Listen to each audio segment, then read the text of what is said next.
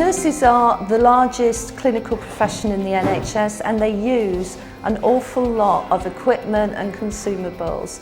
Getting them involved means that the NHS can make some considerable savings. Last year at NUH, our clinical procurement nurses identified savings of £670,000. That's the equivalent to 27 Band 5 nurses, or nearly a whole ward's worth of expenditure. What tends to happen is nurses and midwives start to look at things differently. It starts to create a different mindset in nurses. My advice to Director of Nursing colleagues would be to look to establish a business case to have your own clinical nurse procurement team or even an individual nurse.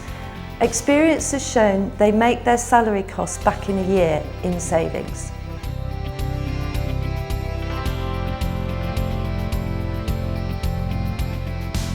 My role as a procurement nurse specialist is about enabling clinicians to get involved in the procurement process at the right time. That ensures that the products that we're choosing to use across the trust are safe, that they provide the quality of care we want to give, but they also deliver value for money for the trust. Last year, the role saved the trust over £600,000 across a wide range of clinical products.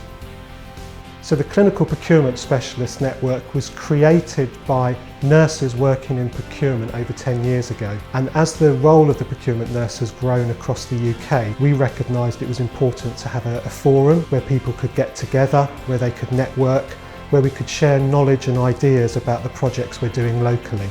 And we're now seeing staff coming forward with some great ideas that are delivering savings. It's not about the cheapest product, it's about getting the right product for our patients.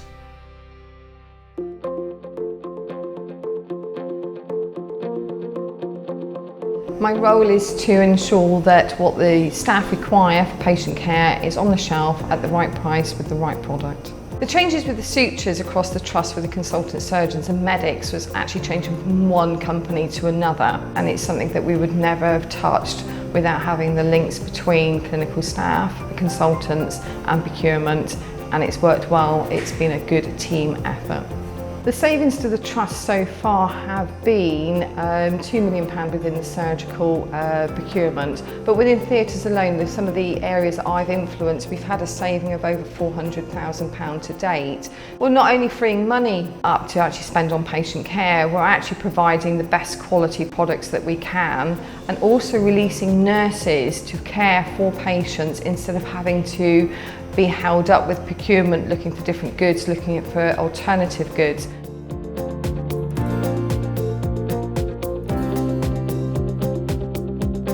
The Small Changes campaign is really important for the RCN and can have a real impact nationally in the NHS and outside the NHS. So nurses getting involved in buying the right equipment, the right products for their patients obviously makes a difference to the way they work and patient safety.